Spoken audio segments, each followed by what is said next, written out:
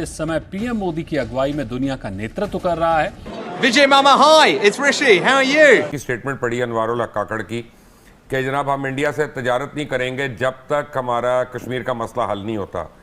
How stupid can you be? लेकिन सारे मामलात से हमारी टॉप लीडरशिप इस सिचुएशन में लाताल्लुक क्यों दिखाई देती है? ऐसी क्या वजह? बड़ी खबर आ रही है बर्तानिया से। ब्रिटेन के पीएम ऋषि सुनक का बड़ा बयान आया है। ऋषि सुनक ने कहा कि भारतीय मूल और हिंदू होने का गर्व है कि तमाम इंटरनेशनल ऑर्गेनाइजेशन में पाकिस्तानियों की बजाय इंडियंस को प्रायोरिटी दी जाती है। ये भी सेशंस है ना, उसमें यूक्रेन पे एक भी सेशन नहीं है। ये तो मेरा जयशंकर साहब को हैट्स ऑफ क्योंकि यूक्रेन को किसी भी एजेंडा में किसी भी पैनल, ऐसा कोई पैनल नहीं है जहां यूक्रेन वॉर को डेडिकेट किया जाए। तो पूरी की पूरी तरह से यूक्रेन का मसला इन्होंने मार्जिनाइज कर दिया है। इस बात का इजहार वजीर आजम ऋषि सुनक ने किया है। भारत अभी खबर के मुताबिक इंडिया के स्टॉक मार्केट रिटर्न्स जो से हैं 11% से इंक्रीज हो चुके हैं, जो कि इस टाइम पूरी दुनिया में सबसे ज्यादा है। अगर बात करें हम चाइना की, अगर बात करें यूएस की, अगर बात करें हम जर्मनी की, तो उनसे भी ज्यादा इस टाइम इंडिया के रिटर्न्स हो चुके हैं। आज मैंने प्राइम मिनिस्टर ऋषि सुनक ने इस इंटरव्यू में हिंदुत्व को लेकर बात की और अपने भारतीय जड़ों को लेकर कहा। उन्होंने कहा कि मुझे अपने भारतीय जड़ों और भारत से अपने संबंधों पर बेहद गर्व है। मेरी पत्नी भारतीय है और एक गौरवान्वित हिंदू होने के नाते मेरा भारत और भारत के लोगों से हमेशा जुड़ाव रहेगा। मुझे अपने सास ससुर और उनकी उपलब्धियों पर बहुत गर्व है। उन्होंने शून्य से दुनिया की सबसे सम्मानित कंपनियों में से एक बनने तक का सफर तय किया है। G20 लोग खाएं क्या, तो मट्टी खाएं फिर। जितने वो कौम जिसने इंडिया के ऊपर इतने साल हुकूमत की, अब इंडिया उसके ऊपर हुकूमत। पाकिस्तान वो आएगा भी नहीं। क्यों नहीं आ सकता वो? क्योंकि हमारी कौमतें इसके लायक नहीं है। ठीक है ना, हमारी कौमतें इसके लायक नहीं कि वो हमारे मुल्क।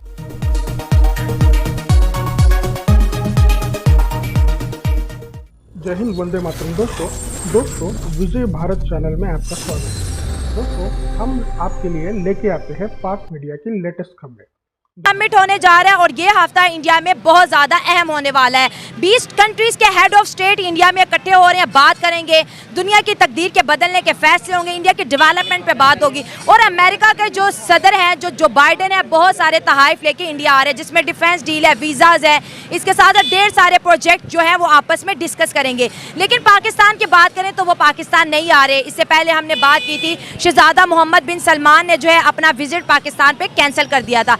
की तरफ चलते हैं, जानते हैं उनसे। बात कर रहे हैं कि G20 समिट जो है इंडिया के अंदर होने जा रहा है और ये हफ्ता इंडिया के लिए बहुत ज़्यादा अहम है। लेकिन खबर इसमें यह है कि हम देखते थे कि जब अमेरिकन कोई सदर था, अमेरिका से निकलता था तो वो बांग्लादेश से भी होता जाता था, पाकिस्तान से भी, और फिर आखिरी उसकी डेस्टिनेशन इंडिया होती। तो इंडिया में ज़ाहिर है उनका जो विजिट था काफ़ी लंबा भी रहता था। जो बाइडेन इंडिया आ रहे हैं, 9-10 को मीटिंग है, 7 को वो जी इंडिया में लैंड कर रहे हैं, इंडिया घूमेंगे फिरेंगे, मीटिंग्स भी करेंगे। क्या वजूहत है कि अमेरिका जो है हमें इग्नोर करता जा रहा है और अपनी जो टाइज़ है इंडिया के साथ स्ट्रॉन्ग कर रहा है? देखिए, सबसे पहले बात तो ये है कि वो तो बहुत बड़े आप बंदे की बात कर रहे हैं ना, कि अमेरिका का सदर है।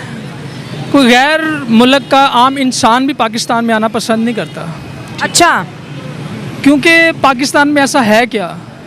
ठीक है, हाँ आते ज़रूर हैं लोग, लेकिन गुर्बत देखने का मज़ा लेते हैं। ठीक है, और दूसरी बात यह है कि हमारा मुल्क जो है वो वैसे ही सूद पे चल रहा है। ठीक है, और सूद पे जो चीज़ चलती है वो तो हराम है। सही हो गया ना, उसकी समझ लें कि उसकी ग्रोथ होती है। ठीक है, वो जहाँ पे रहता है वहाँ से उससे नीचे हो जाता है, ऊपर नहीं आ सकता। ठीक है, और जैसी कुरान मजीद का भी ये फैसला है कि जैसी रैयत वैसा हुक्मरान, जैसे चुनने वाला वैसा ही बनने वाले। ज़र की लालच है, कुर्सी की लालच है, यजीदी दौर है। ठीक है, ये करबला से लेके आज तक 1400 साल से वही यजीदी निज़ाम चलता आ रहा है। ये उस वक्त बदलेगा जब मेरे 12वें इमाम का ज़हूर होगा। ठीक है, तो इसीलिए जो है कि हमारा जो मुल्क है दूसरे ममालिक की नज़र में ब्लैक लिस्ट में है। अच्छा, ब्लैक लिस्ट में है? ब्लैक लिस्ट में आ गया है। ठीक है, क्योंकि वो ये सोचते हैं कि इसको चला कौन रहा है। ठीक है, ये सिर्फ अल्लाह ताला की ज़ात है जिसका थोड़ा सा हम पे करम है कि ये निज़ाम थोड़ा चलता आ रहा है। ठीक है, या हमारे जो मुल्क में औलिया कराम के जो कब्रें बनी हुई हैं, ये उनकी करम नवाजी है। ठीक है, आपने कहा कि हमारे पाकिस्तान को दीनी सहारा है। बाली में ज़ेलेंस्की स्पोक वाया जूम और उन्होंने ही एड्रेस G19 कहकर कहा। ही डिड नॉट से G20, उसने G19 कहा, so that he was not speaking to Russia. India तो उसको जूम का भी चांस नहीं दे रही ना। तो जब जयशंकर साहब से पूछा गया था कि why Zelensky was not invited, तो उन्होंने कहा कि G20 is an economic forum, not a place to for conflict resolution. ये साफ कह दिया था जयशंकर। और उससे पहले भी कहा कि हमने पहले ही डिसाइड कर लिए थे जिनको बुलाना है और उनको बुला चुके हैं। तो यूरोपियन यूनियन के जो ऑफिशियल, ये पता नहीं ऑफिशियल कौन है, उसका नाम ही नहीं है जहां जितने भी रिपोर्ट्स हैं। Is this the president of EU or is it someone else? But anyway, ये जो भी है, उसने बड़ा कॉम्प्रिहेंसिव कमेंट्री दी है। उसने कहा देखो, एक तो आप ज़ेलेंस्की को बुला नहीं रहे हो, नंबर 2 जितने भी सेशंस है ना, उसमें यूक्रेन पे एक भी सेशन नहीं है। ये तो मेरा जयशंकर साहब को हैट्स ऑफ। क्यों यूक्रेन को किसी भी एजेंडा में, किसी भी पैनल, ऐसा कोई पैनल नहीं है जहां यूक्रेन वॉर को डेडिकेट किया जाए। तो पूरी की पूरी तरह से यूक्रेन का मसला इन्होंने मार्जिनाइज कर दिया है। तीसरी चीज ये है कि कह रहे हैं कि तुम उनको बुला भी नहीं रहे हो, डिस्कस भी नहीं कर रहे हो। तो इट इज वेरी इंपॉर्टेंट कि जो फाइनल कम्युनिके है उसमें बहुत ही स्ट्रांग स्टेटमेंट होनी चाहिए यूक्रेन के ऊपर। तो ये यूरोपियन यूनियन का है। और प्रॉब्लम ये है कि they will never get A consensus because Russia China तो इमीडिएटली नो कह देंगे,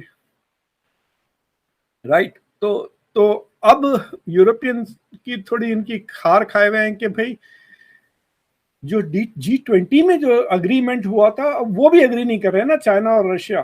तो जो फॉरेन मिनिस्टर्स की जो मीटिंग हुई, फिर इसके बाद जो फाइनेंस मिनिस्टर्स की मीटिंग हुई, वो दोनों में भी, तो अगर आप व्हाइट हाउस की वेबसाइट पे जाएंगे ना, और अगर आप व्हाइट हाउस की वेबसाइट पे जाके G20 बाली लीडर्स डिक्लेरेशन देखें, तो व्हाइट हाउस ने पूरा वो बाली का जो डिक्लेरेशन है उसको लगाया